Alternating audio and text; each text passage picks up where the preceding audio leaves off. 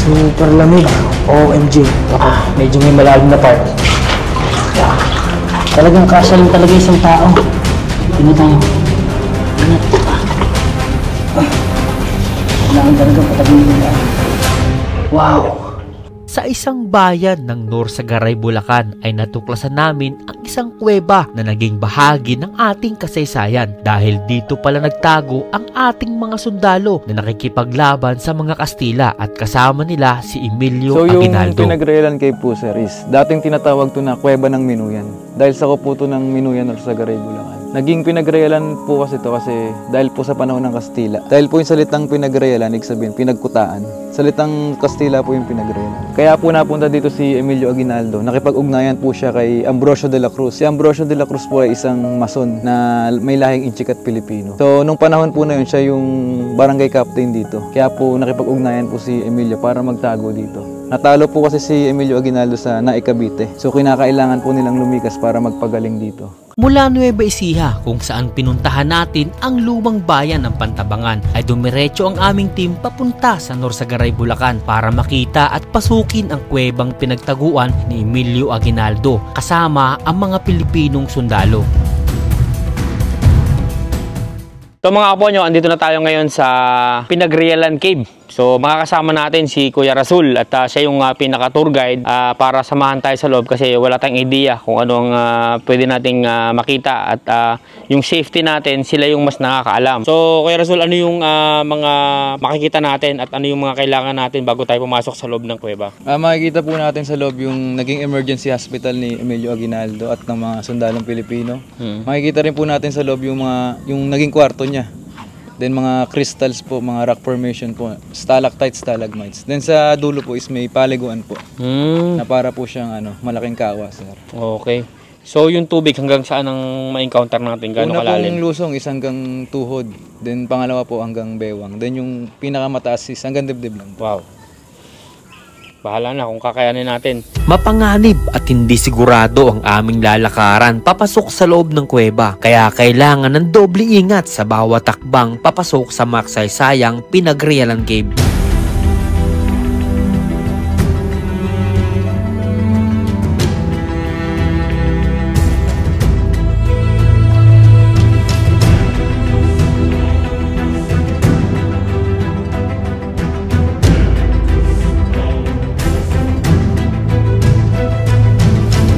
So mga kapo nyo, andito na tayo sa pinaka-entrance nitong Pinagrealan Cave. At dito, magsisimula ang ating journey para ipakita namin sa inyo kung ano ba ang meron sa loob ng kuwebang ito. At bakit dito nagtago ang dating Pangulong Emilio Aguinaldo sa Pinagrealan Cave. Kailangan lang natin mag-ingat dahil hindi natin kabisado yung pinakaloob. So samahan nyo kami para makita nyo rin kung ano ba ang meron dito sa Pinagrealan Cave. Makasaysayan ang kuwebang ito, kaya sa aming pagpasok ay kailangan pa ring ingatan at iwasan na may masirang structure ng kuweba para mapanatili ang ganda at istorya ng ating kasaysayan. Dito pa lang sa entrance, malamig na agad yung hangin. Sobrang lamig. Oh, napakaganda. Tingnan nyo naman kung gaano kaganda. Wow. So ito, napapasok ba itong loob na to? Yun nga po, historical din po itong lugar na to dahil ito po yung nagsilbing emergency hospital nila Emilio Aguinaldo. Okay. So kung tatanungin nyo po, ba't dito? Nasabi ko nga pong sugatan nga po sila, natalo sila sa Naik. So pagpasok nila, ito po talaga yung pinakamalapit na pwede nilang pagpahingahan or gawing hospital. Kaya dito agad sila pumasok? Opo. Wow. So napapasok po itong lugar na to, kaso nga po is medyo may trail po, kailangan natin yumuko. Mababa talaga siya. Opo. Pero kung gusto nyo po ng madaling daan, dito po. Meron din. Pero sa Bukana, pwede sa Bukana lang. Pwede hanggang dito lang. Silipin. Okay, sige. So mga kapo nyo, tara, silipin natin. Sabi nga ni Kuya Rasul, medyo may trail ang loob. Pero papasukin natin ng konti, tara. Ito. So yan, makikita nyo rito. Wow! Sa taas pa lang, dami pa niyang pasikot-sikot na bato. Pero wala namang dito, mga ahas. Wala naman po kasi lagi po itong natadaanan ng tao. So ito mga kapo nyo, makikita nyo rito, napakahirap naman talaga ng daan.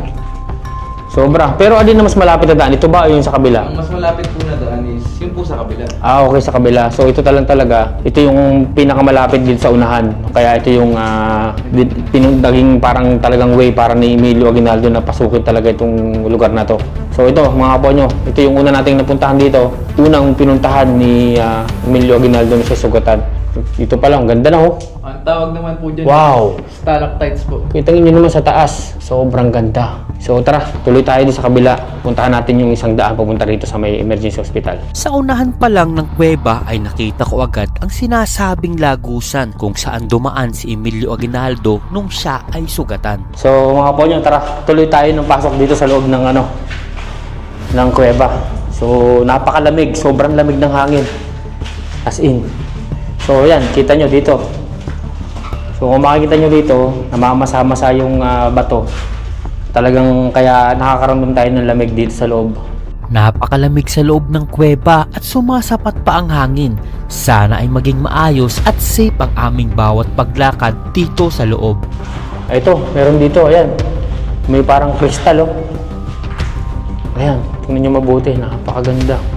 Kumikintab-kintab, kumikinang-kinang yung kristal. Habang tumatagal ay lalo kong nakikita ang ganda nitong kuweba at ang isang patunay ay ang mga kumikinang na parang mga kristal sa gilid nito. So total, gaano kalaki yung gaano kahaba yung papasukin natin? 320 meters. 320 meters. Medyo nagulat ako nang nalaman ko na napakahaba pala ng aming papasukin dito sa kuweba. Pero yung mga lalakaran natin, safe naman talaga. For tourists, sa lahat. Safe naman po. At sa aming patuloy na paglalakad ay may nakita kami na nagpahanga sa akin na sobra. Ang ganda nito! Yun nyo. Para po siyang one-way na daan. Oo! Para pag inumit ng tao. Grabe! Pero ano po yan? Nature made po talaga. So talagang ito, Nature made. ito na talaga yun. Opo. Walang any taong umukit niyan. Wala po. So yan, delikado. Medyo ingat tayo. So ito mga kapatid, tingnan nyo mabuti. Napakaganda ng kuwebang ito. So at least ngayon na-discover natin na meron pa palang ganito kagagandang kuweba dito sa Bulacan. Tingin naman po tayo sa taas. Yung mga butas po na yan. Ayan. Yung mga bahay ng paniki. Okay. Yan po yung sinasabi kong species na pag natutukan, bumababa po. Tingnan nyo. Okay. Parang panik sila. Oo. Ayan, so mga ponyo ito. Tingnan nyo mabuti. Oh. Meron ditong mga paniki na huwag na natin gambalain kasi nahihimik na sila doon sa kanilang So ito mga kaponyo, ito yung dinalakaran natin ngayon dito. Yan. Medyo madulas pero okay lang, kaya naman. Hindi naman tayo masyadong dahan-dahan lang paglalakad natin. Oh, ang dami pa rin mga mga pasikot-sikot na mga maliliit na Ano to? Daan din to? Hindi po, dead end. Dead end yan. Wow. Parang, alam niyo yung pakiramdam ko, nasa iba akong dimensyon ng mundo. Dito sa kuweba na to. Kasi talagang napakaluwang. Wow. Sobrang ganda. Ito naman po yung kwarto ni Emilio Aguinaldo. Ito. Opo. Wow. Naglalatag lang po sila ng kawayan dati para matulog dyan. Sa loob ng So ito mga kaponyo. Kung papansinin nyo, meron ditong maliit na tungtungan. Ayan. So paakyat. Ito daw yung pinakakwarto ng ni Emilio Aguinaldo. So, tingnan natin. Pwede silipin? Opo, pwede. Okay lang? Tara, silipin natin. Wow. Oh. Okay. So, ito mga kaponyo, yan. Ito yung itsura ng loob. Ayan. So, talagang pwedeng tulugan. So, sabi ni Kuya Razul, naglalatag lang daw sila ng kawayan para matulog dito. OMG. Grabe. So, sobrang nakaka-amaze yung kwarto ni dating Presidente Emilio Aguinaldo. Na talagang ganun kahirap yung sitwasyon nila para lang sila makasurvive. So, ito. Anong lagusan naman to, Kuya? Ito naman po yung labas ng kwarto ni Emilio. Ito. Mas maganda po dito kasi Yun. mas mababa siya. Mas mababa yung Ito. Yan po, pwede po yan. Pero bawal po natin siya pasulong. Okay. So ito mga kaponyo, tingnan nyo mabuti.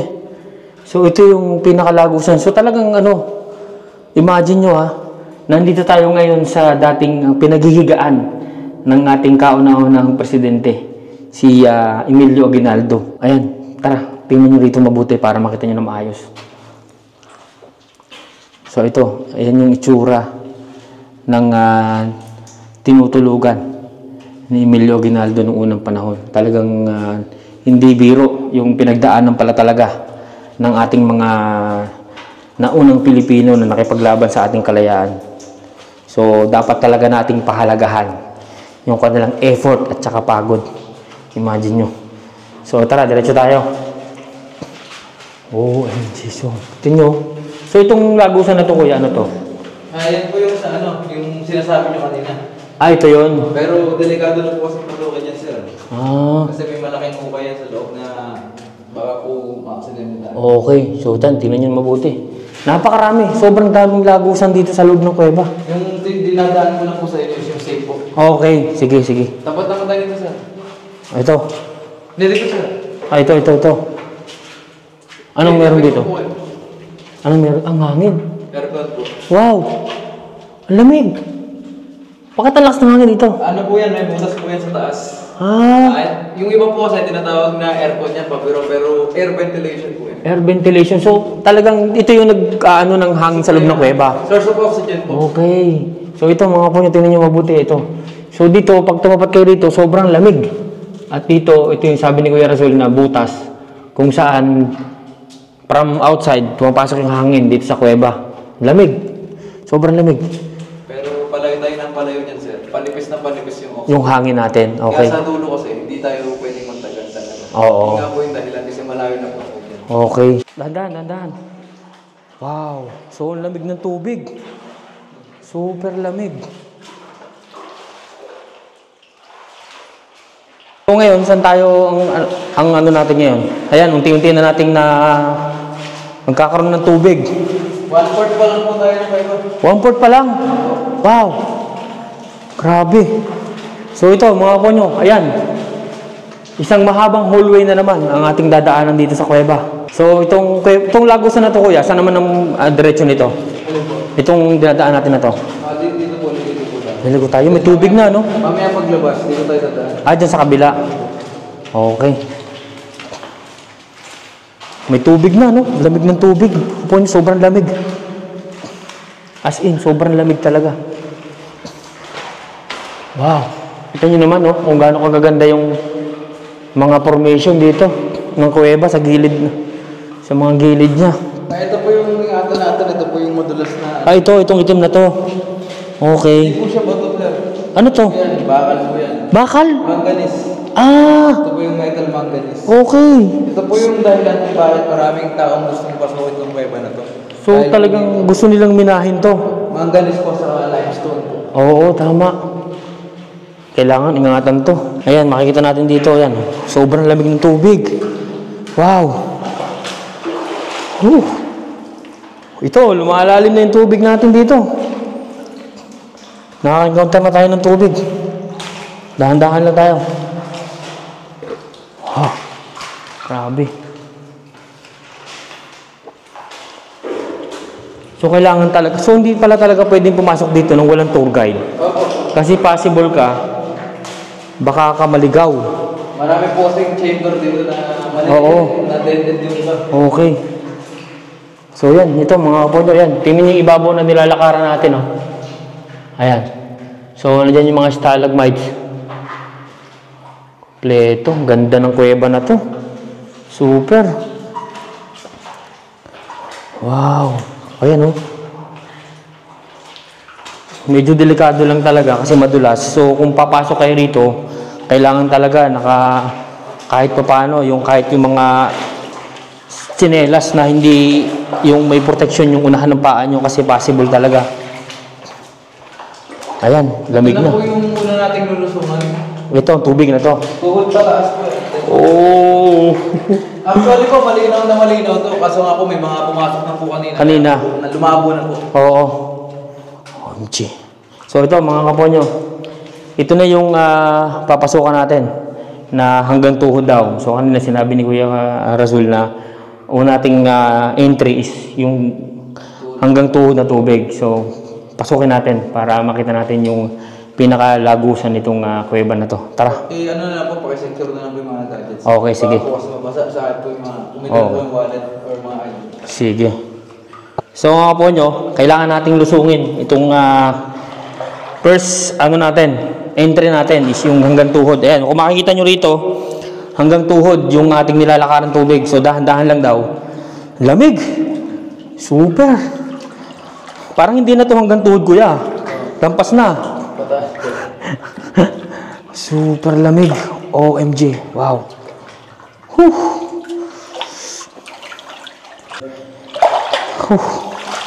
So kailangan talaga doble ingat para mapasok tong kuweba na to. At syempre, kailangan nating makinig sa ating tour guide kasi siya yung mas nakakaalam talaga nung pasikot-sikot dito sa kuweba. Dahan-dahan talaga tayo. Wow. So yun mga kaponyo, ayan, ito. Meron na naman tayong isang dadaanan. After nung ating pinuntahan na hanggang tuhod yung tubig, ito, meron na namang isa sa pinakamalaki. Ayan o. Ang laki. At dito, meron pang isa. Kuya, ano itong daan na to? Yan po. Oo. Ayan po yung ano po, papunta din sa may taas. Pero hindi mo pwede natin pasukin. Dahil po delikado. Bawal na to talaga. Grabe. Tingnan nyo yung mabuti yung kuweba na to. Napakaraming lagusan. So talagang posibleng-posible talagang pagtaguan ng mga lumalaban sa Kastila noong unang panahon. Ang dami pa. Kung tutusin, ang dami pa pwedeng ma-discover dito. So ito ngayon. Ito na yung pinakamalalim ba? Hindi po. Mababaw lang to. So ingat-ingat tayo. Wow. Dahan-dahan, baka tayo madulas. OMG. Ito po yung mga paligid natin. Ito, ayan sila. Ayan, ito mga kapo nyo, ayan, makikita nyo rito. Mga butas-butas yung kuweba talaga. Talagang nagagawa ng paraan ng mga paniki na butasin itong ibabaw ng kuweba. OMG. Grabe, no? Ayan, so parang unti-unti nararamdaman ko na yung pagnipis ng hangin dito sa loob ng kuweba. Wow. Kita niyo yung information, no? Yung information ng mga bato. So ito posibleng upuan ng mga sinuunang tao, no? Actually, ito pong lugar na to, Comedor po. Komedor. Yung Comedor po is sa Yutan Castilla, isa pin lugar kainan. Ito. Kaya may mga ganito. No? Kasi yung itsura po ng mga bato na to dati, hindi po ganyan. Malawak po ito kasi po. Nag-expand po yung mga bato, buhay po yun eh. Okay. Kaya malaki po sila ng palaki. Kaya, Mas maluwang to dati. Opo. Kaya sooner or later po, yung ibang chamber, hindi na pumapasok kasi po yung mga bato nag-aabot. Kumikipot na yung pinakabutas, ano? Pero nung panahon nila is, tsak po napakaluwag ito kasi ilang taon na po nakalipas, di ba? Oo, sobrang tagal na. Wow. Ganda nito. So maswerte tayo kasi napasok natin tong kuweba na to. Sobrang ganda. Nakaka-amaze yung lugar. At yung tubig, sobrang lamig. Ngayon naman po yung ng crystal pag ito lagi sa Ito. Parang Ayan. snow. Ito mga po nyo, tingnan nyo mabuti. Para siyang snow. Yung crystal na nandito ngayon sa dadaanan natin. Grabe Hindi yung po kasi siya naabot ng tao, saka na dadaluyan ng maraming tubig. kaya patuloy yung paglaki niya, no? Tingnan niyo po yung dito. Buhay na buhay. Nahahawakan po kasi yan, kaya parang dirty white na yung tsura niya. Nangingitim siya pagka nahawakan, ano? Ayan, may mga iniiwan pa rito na ano. Posporo. Dapat talaga linisin. Tanggalin natin to. Kunin natin to para hindi ano. Oo, para hindi Ito naman magdumi. yung pangalawang tubig, sir. Para tayo ditong dadaan tayo sa underground cave. Pero maikli lang siya. Pero mas malalim to ng konti kumpara sa una natin. Yung kanina. Okay, sige, tara. Pasukin natin. Ano lang, sir? Kaya ba natin kanan lang yung hawak? Kanan lang? Crystals dito eh. Okay lang, sige. Kaya naman. Iyan natin yung flashlight. Ito mga po nyo, nandito tayo ngayon sa pangalawang trail kung saan mas mataas yung tubig kumpara mo yung kaninang dinaanan natin. Sabi ni Kuya Rasul is lampas na. Hanggang bewang, no? Opo. Hanggang bewang na yung tubig dito. So, puntahan natin, pasukin natin para makita pa rin natin yung ibang kagandahan nitong kuweba na to. Tara, dahan-dahan lang tayo. OMG. Wow. Malalim na nga. Uy.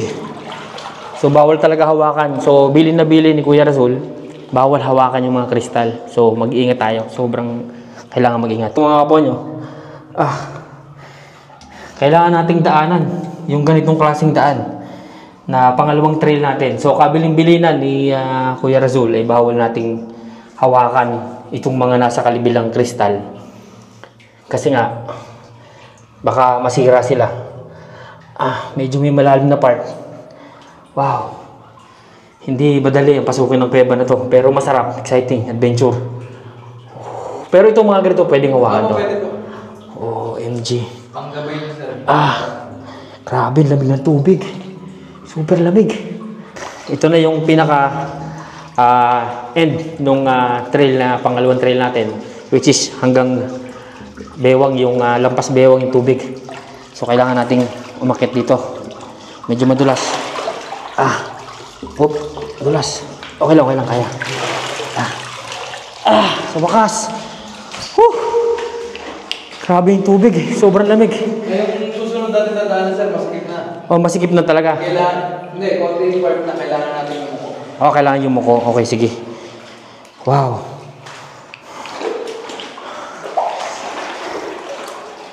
Kailangan ulit natin bumaba ng tubig dito sa baba. 60% po kasi yung cave may tubig. 60%? Okay. So talagang Puro tubig na po yung madadaanan natin. puro tubig na lahat. So ito yung isang daanan din. Kailangan natin daanan para makarating tayo dun sa sinasabi ni Kuya na pangatlong trail. Grabe. So dito may maliit na espasyo. Tara. Grabe yung dinadaanan natin. So dito, mayroon pala tayong kailangan daanan. Sobrang liit na butas. So meron kayong sakit na hindi nyo kaya sa mga masisikip na daan. So hindi nyo talaga pwedeng pasukin itong lugar na to. Kasi ito na to. Kailangan natin daanan to para marating natin yung pinaka-trail na dadaanan natin para makita natin yung lalong ganda ng kuweba. Grabe yung dadaanan na to. So talagang Kasya lang talaga isang tao. Ingat tayo. Ingat. Kailangan talaga patagilid ang daan. Wow. So kung medyo malaki-laki yung katawan nyo dito talaga, hindi kayo makakapasok dito. Dahan-dahan, hindi tayo pwede magmadali. Okay. So kuya, saan yung next natin after nito? So ito mga apo nyo, isa na namang masikip na daanan ang kailangan natin daanan para makalagpas tayo.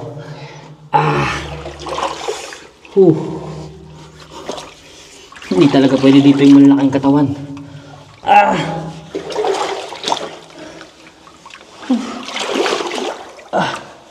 Medyo nararamdaman ko na yung pagnipis ng hangin pero okay lang, kaya pa natin. Diretso tayo. Okay. Tara. So, mga po nyo, ayon kay Kuya Razul, hindi pa pala mahirap yung dinaanan natin. Meron pang mas mahirap na sinasabi niya, padulo ng padulo, mas mahirap. Pahirap ng pahirap ang dadaanan natin. So ito, para lang maipakita namin sa inyo yung isang kuweba, na isang makasaysayang kuweba. Sinuong namin itong ganitong klaseng kuweba. Although, alam naman natin na safe pa rin, pero syempre, kailangan pa rin natin mag-ingat. So, sana magustuhan nyo yung pinakita namin sa inyo. Kung nagustuhan nyo, like nyo yung video, subscribe, and follow sa ating page para mas marami pa kayong mapanood na ganitong video at mas marami pa kayong maipakita sa inyo. Tara, punta tayo. Dahan-dahan talaga. Puro tubig na yung dadaanan natin. Medyo madulas. Alright.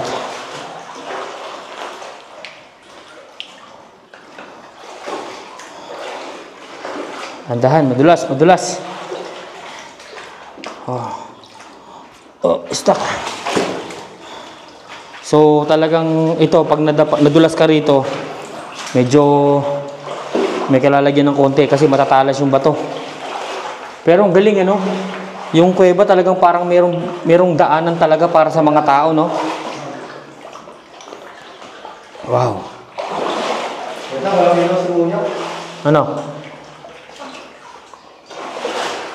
Sige. Okay na? Sige. Tara. Oh, So yung pinakadulo nito, yung sinasabi mo na pwedeng liguan. Yun na yung pinaka ano nito. Apo, then may 5 minutes po tayo para sumambay doon. Ilang minutes? 5 minutes po. 5 minutes lang. Kasi po, manipis po yung oxygen. Oo, manipis ng oxygen sa loob. O sige, para lang may pakita natin kung ano ba yung tsura ng liguan na yun. Kasi wala na talagang pagkukuha na ng oxygen dito, no? Grabe, mga kaponyo. First experience ko na pumasok talaga ng ganito kahabang kuweba. So, sobrang sarap naman sa pakiramdam na makakita ng mga ganitong klaseng kuweba. At hindi lang siya basta kuweba, isang makasaysayang kuweba, naging bahagi ng ating kasaysayan. Tara, diretso tayo.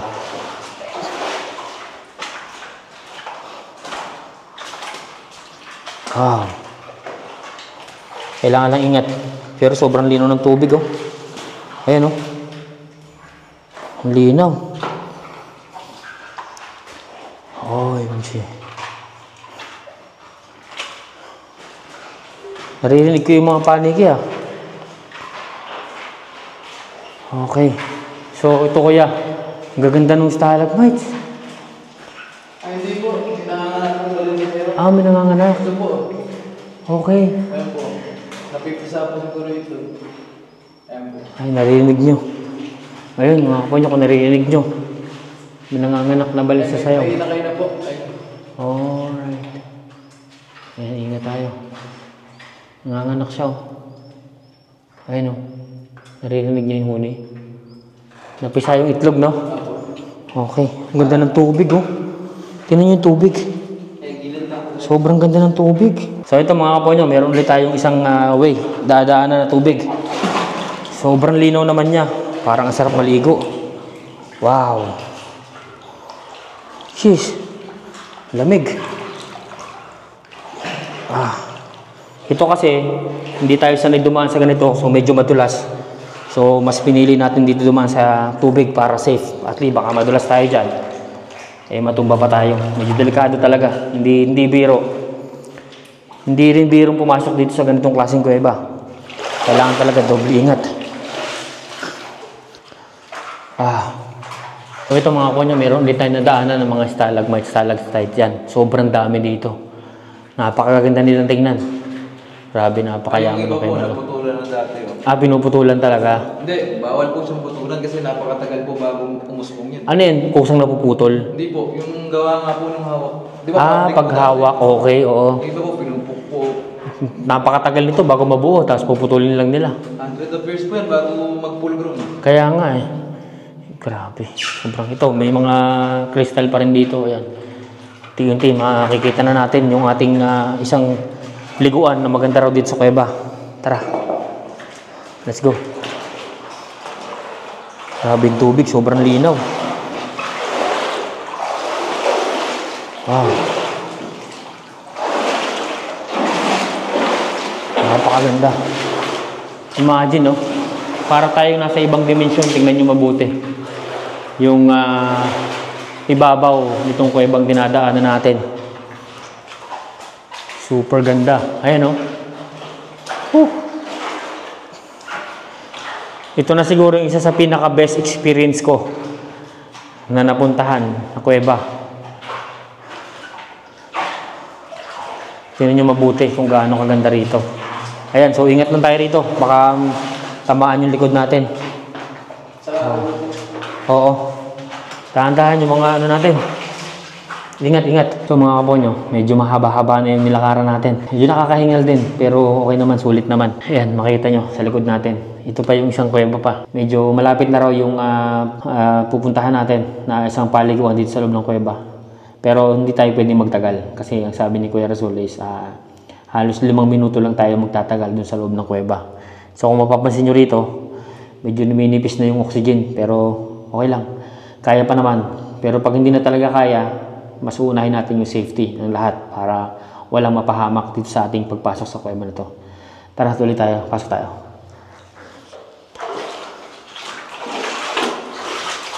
So, tuloy lang tayo mga ponyo. Unti-unti, parang naririnig ko na yung tubig. Agos yung tubig. Ito.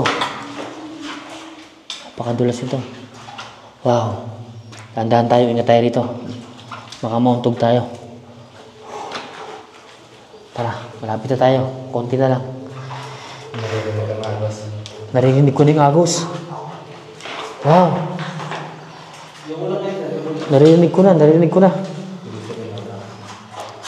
So mga kaponyo, narinig ko na yung agos ng tubig. Meaning, malapit na tayo. Tara. Pasok pa natin. OMG. Ang lakas ng agos ng tubig, narinig ko na. Tandaan tayo. Konti na lang. Naririnig ko na yung tubig. Sa wakas. After ng mahabang paglalakbay natin, mararating din natin yung isa sa gusto nating puntahan dito. Yung last trail natin. Yung pwedeng liguan dito sa loob ng kuweba. Tara.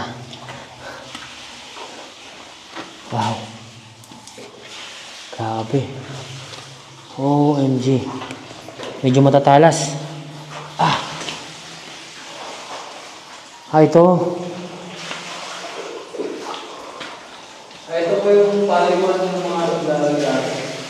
Ito. Ito na po yung gate natin. Ito na yung paliguan. So dati dito sila naliligo yung mga sundalo. Actually, tatlo po yan. Ito yung isa. Kaso, dahil nga po hindi nagulan, kaya wala tubig. Okay. So ito. So mga kaponyo, after ng mahabang paglalakbay at pagsuong doon sa mga masisikip na lugar, ito, narating natin kung saan dito naliligo yung dating mga sundalo. Ito yung lugar kung saan sila naliligo.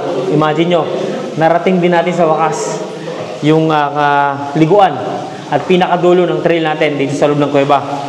So ngayon, ramdamin natin kung gaano nga ba kalamig yung tubig dito sa loob ng kuweba. Tara, let's go. So, try natin pasukin itong pinaka-dead end na liguan. Kung ano bang pakiramdam dito. Safe ba dito, kuya? Opo, safe po, sir. Ang lalim. Alamig na tubig. Super lamig. Lugod tayo ng isa para maranasan natin yung lamig. Para akong naliligo sa yelo, grabe. Pero sobrang sarap. Sulit yung layo ng nilakad natin. Sobrang sarap ng tubig. So, hindi ako magtataka kung dito naliligo yung ating mga dating sundalo noong panahon ng Kastila. Tahimik at napakaliwala sa pakiramdam. So, mga kaponyo, salamat sa pagsama sa amin. Kung nagustuhan niyo yung video na to, huwag niyo kalimutan mag-subscribe. At syempre, mag-follow sa aming page para sa mas maraming video na abangan niyo.